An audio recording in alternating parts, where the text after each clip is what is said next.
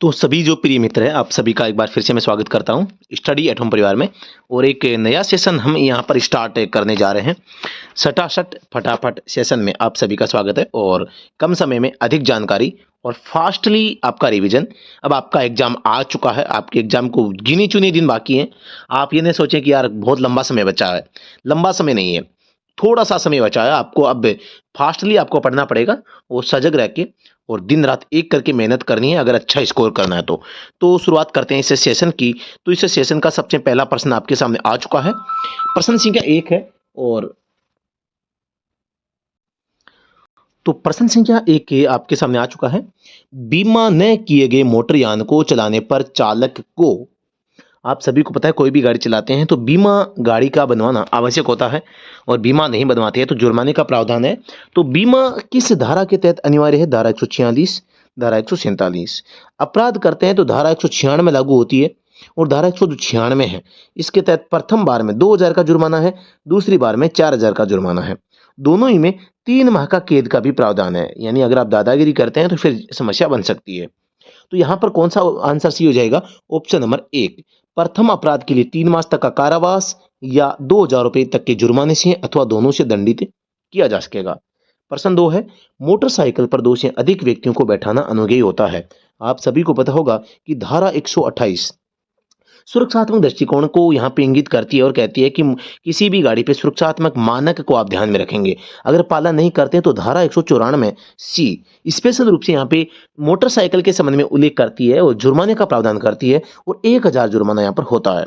तो केवल आवश्यक परिस्थितियों में, जब ट्रैफिक कम हो, सभी परिस्थितियों में 2 से अधिक व्यक्तियों को बैठाना अनुज्ञेय नहीं है। तो ऑप्शन नंबर डी हो जाएगा राइट आंसर कि किसी भी स्थिति में मोटरसाइकिल पर 2 से अधिक व्यक्तियों को नहीं बैठाया जा सकता। सड़क पर जेब्रा क्रॉसिंग का निशान क्या दर्शाता है? सड़क पर आपको पता है जेब्रा क्रॉसिंग की व्हाइट जो पट्टियां हैं ऐसी टाइप से बनी होती है जहां से पैदल यात्री सड़क को पार करते हैं। तो यहां पर क्या हो जाएगा? आंसर हो जाएगा पैदल यात्री सड़क के पार करने का रास्ता, उसको जेब्रा क्रॉसिंग के नाम से जानते हैं। प्रश्न 3 होगा, यदि आपको अपनी कार को गोल चक्कर पार कर सीधे लेकर जाना है तो क्या इशारा आपको करना पड़ेगा? आप सभी को पता है गोल चक्कर में जब प्रवेश करते हैं तो कोई भी इशारा करने की आवश्यकता नहीं होती, लेकिन जब बाहर निकलते हैं तो आपको लेफ्ट साइड का इंडिकेटर आपको देना पड़ता है। तो इस प्रश्न का सही जवाब हो जाएगा गोल चक्कर में घुसते समय कुछ भी नहीं तथा बाहर निकलते समय बाएं मुड़ने का संकेत आपको देना होता है। आप सभी को पता होगा कि मैं यहाँ पर एक संकेत बना के आपको दिखा देता हूं। ये आपका एक चौराया है, ठीक है, ये आपका एक चौराया है, ठीक है। यहाँ से एंटर कर रहे हो तो आपके पास में कहीं मुड़ने का जगह ही नहीं, आपको एंट्री तो करना है, मतलब आप अपने गंतव्य स्थान की ओर आगे बढ़ रहे हो तो यहाँ पर आपको एंटर करते समय कोई संकेत नहीं देना, ठीक है। यहाँ पर आप आगे बढ़ रहे हो, अब आपके पास में 2 मार्ग हैं, या तो बाहर निकलो या फिर सीधे चलो। तो आप अगर बाहर निकलते हैं तो आपको लेफ्ट साइड का इंडिकेटर देना पड़ेगा, यही बात इसमें पूछी गई है। बीएस सेकंड और बीएस थर्ड इंजन में मुख्य विभेद क्या है? बीएस सेकंड और थर्ड में क्या अंतर क्या है? आप सभी को पता होगा भारत में बीएस स्टैंडर्ड है, इसकी शुरुआत यूरो की तर्ज पर 2000 में की गई थी और ये एक प्रकार का क्या है? प्रदूषण का मानक है, यानी प्रदूषण को दर्शाता है।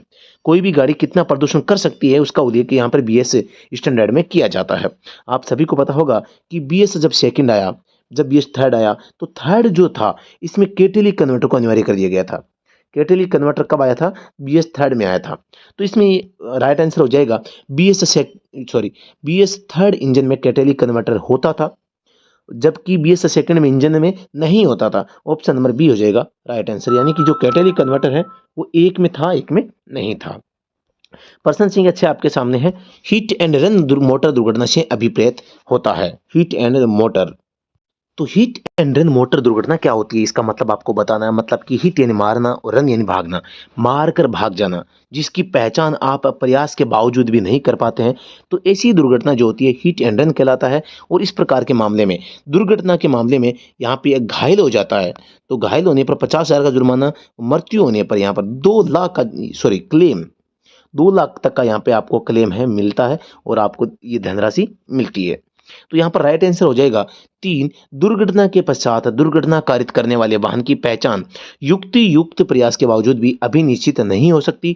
युक्ति युक्त प्रयास का मतलब है जितने प्रयास करने थे कर चुके हैं फिर भी पता नहीं लगता है। तो प्रश्न संख्या 7 है, इंजन के निर्गुण तंत्र में आवाज़ कम करने के लिए लगाए जाने वाले यंत्र को कहते हैं।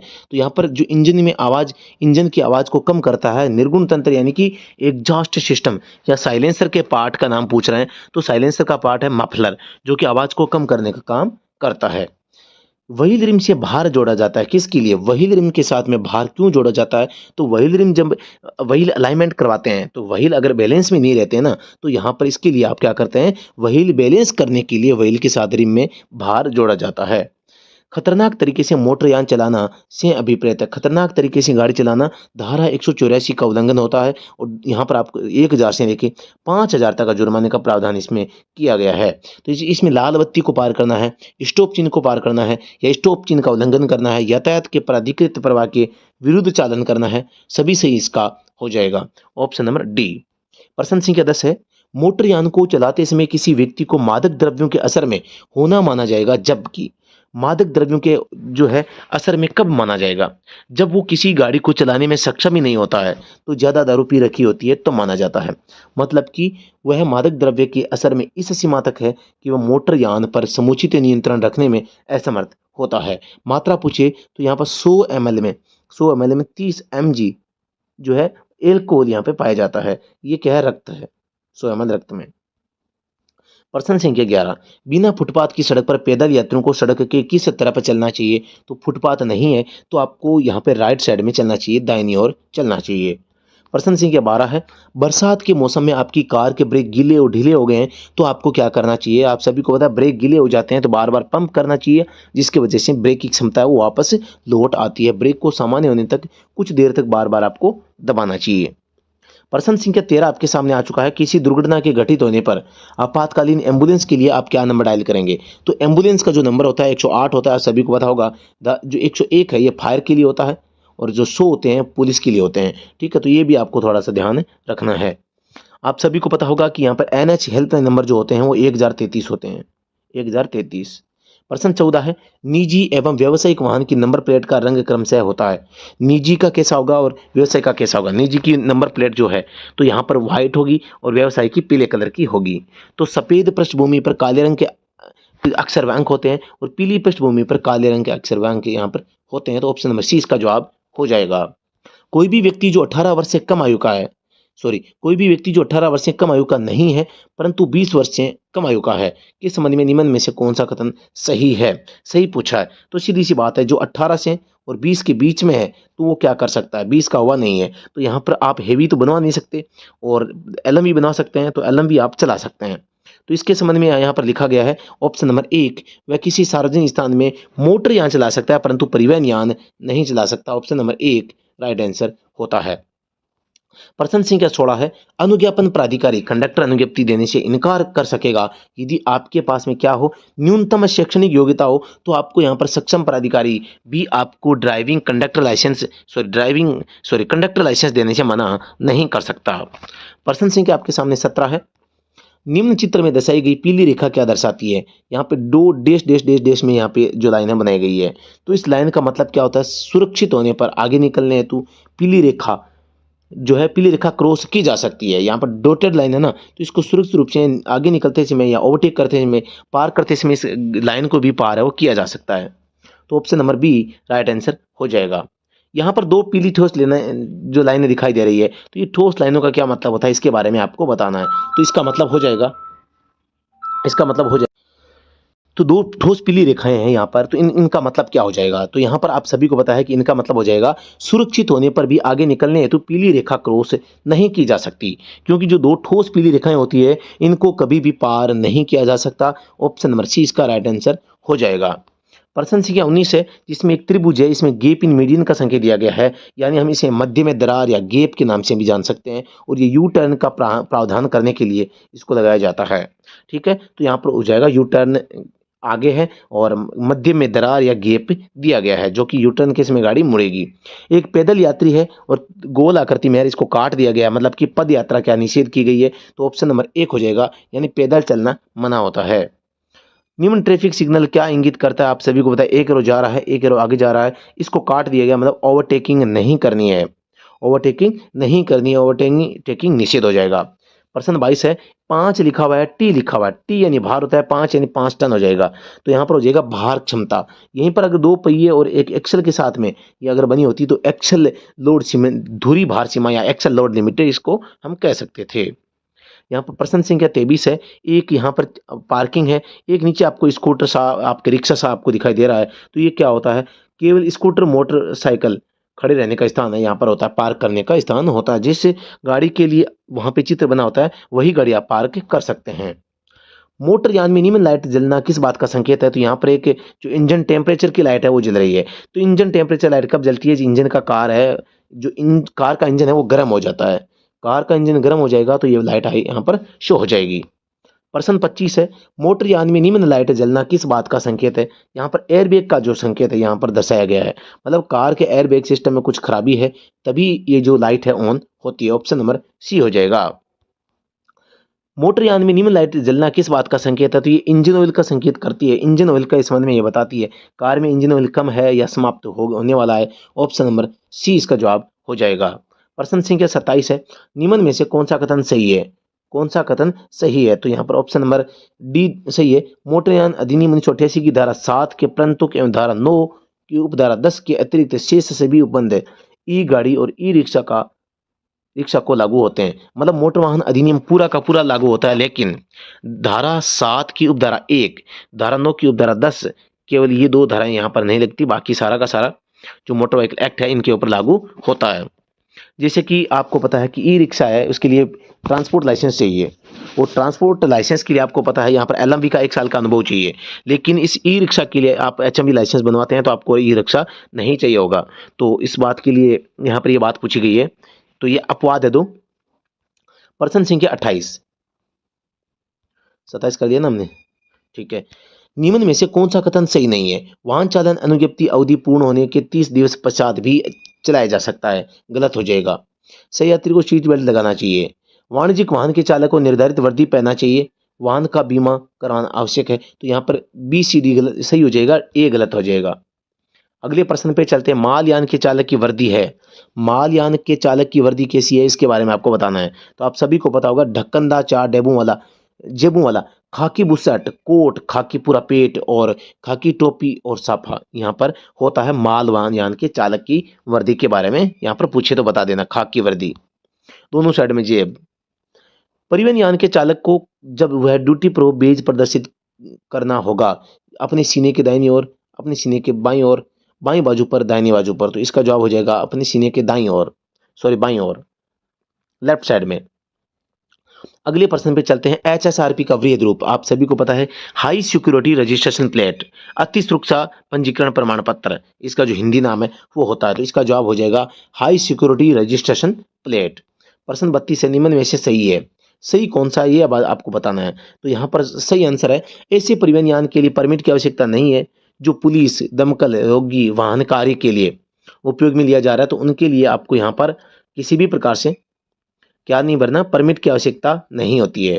तो ऑप्शन नंबर 1 इसका राइट आंसर हो जाएगा। प्रश्न 33 है, आक्षेप न होने का प्रमाण पत्र की आवश्यकता होती है। आप सभी को पता होगा, जब एक राज्य में पंजीकृत वाहन को दूसरे राज्य में ले जाते हैं तो यहाँ पर आपको स्टेट ट्रांसफर करवानी पड़ती है, जिसके लिए एनओसी की आवश्यकता होती है, ठीक है। तो ये बातें आपको थोड़ा सा ध्यान रखनी है। तो आक्षेप न होने का प्रमाण पत्र का मतलब है एनओसी, नो ऑब्जेक्शन सर्टिफिकेट, ठीक है। तो मोटर यान को किसी अन्य व्यक्ति से खरीदने पर उसी राज्य के भीतर स्वयं के नाम पर वाहन का रजिस्ट्रीकरण करने हेतु यहाँ पर आवेदन किया जाता है। प्रश्न 34 है, वाहन के रजिस्ट्रीकरण को निम्न में से किस आधार पर रद्द किया जा सकता है। गाड़ी की आरसी को कैसे रद्द किया जा सकता है, स्थायी रूप से इस लायक नहीं रह गया हो कि उसका उपयोग किया जा सके, उपयोग करने के लायक नहीं है तो उसको नष्ट करना ही चाहिए। मोटर वाहन अधिनियम 1988 की धारा 134 के अंतर्गत दुर्घटना कारित करने वाले मोटर यान के चालक का कर्तव्य होगा। 134 के अकॉर्डिंग अगर कोई दुर्घटना हो जाती है तो पीड़ित व्यक्ति की सहायता करेंगे, उसको अस्पताल पहुंचाएंगे और आप पुलिस को सूचना इसके देंगे। तो तीनों काम आपको करने चाहिए। तो निकटतम पुलिस थाने को विहित समय अवधि में आवश्यक सूचना देने का यहाँ पर जो मूल काम होता है वो होता है। एक प्रशिक्षु अनुज्ञप्ति की वैधता होती है, यानी ड्राइविंग लर्निंग लाइसेंस होता है ना, उसकी वैधता 6 मास तक होती है, आप सभी को पता होगा। ऑप्शन नंबर डी इसका जवाब हो जाएगा। जब आप स्कूल के पास वाहन चला रहे हैं तो आपको क्या करना चाहिए? तो स्कूल के पास बस चलाते समय आपको किन बातों का ध्यान रखना है? अपने वाहन की पार्किंग लाइट चालू कर देनी चाहिए, अपनी रफ्तार घटा लेनी चाहिए, अपनी रफ्तार को बढ़ाकर उस स्थान को तुरंत पार कर लेना चाहिए। जब तक स्कूल पार न हो, अपने वाहन का हॉर्न लगातार बजाना चाहिए। तो यहाँ पर राइट आंसर हो जाएगा अपनी रफ्तार घटा ही लेनी चाहिए। जब स्कूल पास में आ रहा है, स्कूल के पास में अगर गाड़ी चला रहे हैं तो यहाँ पर आपको गति कम कर लेनी चाहिए। वाहन को 60 किलोमीटर प्रति घंटे की स्पीड से चलाने पर 1 सेकंड में कितनी दूरी तय होगी? तो यहाँ पर 1 सेकंड में 16.6 मीटर दूरी तय होगी। प्रश्न संख्या 39 है, किसी व्यक्ति को परिवहन यान चलाने के लिए प्रशिक्षु अनुज्ञप्ति दी जा सकेगी? किसी व्यक्ति को परिवहन यान चलाने के लिए अनुमति कब दी जा सकती है? यदि उसने कम से कम 1 वर्ष तक हल्का मोटर यान चलाने के लिए चालन अनुज्ञप्ति धारण की हो। मतलब कि आपके पास में एलएमवी लाइसेंस कम से कम क्या हो, 1 साल का होना चाहिए। प्लस में एज आपकी कितनी होनी चाहिए? एज आपकी 20 साल की यहाँ पर हो सकती है। तो यहाँ पर आप सभी को पता है कि किसी व्यक्ति को परिवहन यान चलाने के लिए प्रशिक्षु अनुज्ञप्ति दी जा सकती है। कब दी जा सकती है? तो ऑप्शन नंबर यहाँ पे हो जाएगा, यदि उसने कम से कम 1 वर्ष का हल्का मोटर यान चलाया है। मतलब कि कम से कम 1 साल आपने एलएमवी लाइसेंस है वो आपके पास में पुराना हो, 1 साल का। साथ ही एज भी आपकी 20 साल हो जानी चाहिए। दोनों चीजें होनी चाहिए। यदि आप रात्रि में अंधेरी सड़क पर अपने वाहन में यात्रा कर रहे हैं तथा विपरीत दिशा से वाहन आपकी ओर आ रहा है, तो आप निम्न में से क्या करेंगे? सीधी सी बात है, हेडलाइट को लो बीम पे करना है। पहली बात तो हेडलाइट को, अपने वाहन की हेडलाइट को लो बीम पर कर लेंगे और सावधानी से आगे बढ़ते रहेंगे। ठीक है, ऑप्शन नंबर बी हो जाएगा। प्रश्न संख्या 41 है, निर्धारित अधिकतम स्पीड से अधिक स्पीड पर वाहन चलाना कब न्याय उचित होता है? जो निर्धारित स्पीड है इससे भी अधिक स्पीड पर अगर आपको गाड़ी चलानी है तो कब आपको अनुमति होती है? तो ऐसी अनुमति किसी भी परिस्थिति में नहीं होती है। आप सभी को पता है कि मोटर व्हीकल एक्ट है एमवीए, इसकी धारा जो 112 है इसमें लिखा गया है कि आपकी मैक्सिमम स्पीड कितनी हो सकती है। जैसे कोई कार है तो कार को अगर एक्सप्रेस वे पे चला रहे हो तो यहाँ पर आपको 120 की स्पीड आपको मैक्सिमम है। अगर आप एनएच पर चला रहे हो तो 100 की स्पीड से ही चला सकते हैं। तो आपको ध्यान रखना है, धारा 112 का उल्लंघन करने पर धारा 183 लागू होती है। ठीक है, तो यहाँ पर किसी भी परिस्थिति में आप मैक्सिमम स्पीड को क्रॉस नहीं कर सकते। किन परिस्थितियों में मोटर वाहन चलाते समय मोबाइल फोन पर बात करना अनुज्ञेय होता है? तो मोबाइल फोन का प्रयोग आप गाड़ी चलाते समय किसी भी परिस्थिति में आप इसका प्रयोग नहीं कर सकते, और अगर ऐसा करते हैं तो ऐसा इसको माना जाता है खतरनाक ड्राइविंग। और खतरनाक ड्राइविंग के लिए धारा 184 लागू होती है। जुर्माना 1000 से लेकर 5000 तक का जुर्माना इसमें देय होता है, आप सभी को पता होगा। खतरनाक ड्राइविंग में एक तो रेड लाइट होती है, एक स्टॉप लाइन होती है, एक आपके गलत ओवरटेकिंग होती है, एक उल्टी दिशा में यान चलाना, और एक आपके यहाँ पर मोबाइल फोन का प्रयोग करना होता है। प्रश्न संख्या 43 है, मोटर यान अधिनियम 1988 में सड़क चिन्हों को दर्शाया गया है। सड़क चिन्हों को कौन सी अनुसूची में दर्शाया गया है? पहली अनुसूची में दर्शाया गया है। दूसरी अनुसूची में क्या है? यहाँ पर मुआवजा है, मुआवजा। दूसरी अनुसूची में क्या मुआवजा है, और इसको दूसरी को क्या कर दिया गया है? डिलीट कर दिया गया है भाई। डिलीट कब? 2019 में जो संशोधन हुआ ना, इसमें डिलीट कर दिया गया है। और पहली अनुसूची में रोड के संकेत दिए गए हैं। रोड के संकेत कौन से? जो कि आईआरसी यहाँ पर क्या करती है, हमें बताती है। आईआरसी 67 2012 के संकेत भी इसी में प्रथम अनुसूची में सूचीबद्ध किए गए हैं। चेतावनी चिन्हों में चिन्ह, परिप्रेक्ष्य और एवं किनारा क्रमशः किस रंग के होते हैं? आप सभी को पता होगा, चिन्ह चेतावनी त्रिभुज में है तो इनका जो चिन्ह होगा वो ब्लैक कलर में होगा। किस में होगा? ब्लैक होगा चिन्ह तो बी। और परिप्रेक्ष्य यानी बैकग्राउंड इसका व्हाइट होगा, किनारा इसका रेड होगा। ठीक है, तो यहाँ पर चिन्ह होगा तो पहले काला, तो ये दो तो गलत हो गए। अब ये एक सही है, दूसरा सही है। परिप्रेक्ष्य यानी बैकग्राउंड, बैकग्राउंड इसका व्हाइट होता है तो ये व्हाइट वाला हो जाएगा, ऑप्शन नंबर डी। प्रश्न संख्या 45 है, सड़क चिन्ह आवश्यक बायां मोड़ में चिन्ह व परिप्रेक्ष्य क्रम से किस रंग के होते हैं? आवश्यक बायां मोड़ है, सड़क चिन्ह आवश्यक बायां मोड़ है, यानी अनिवार्य जो है लेफ्ट टर्न।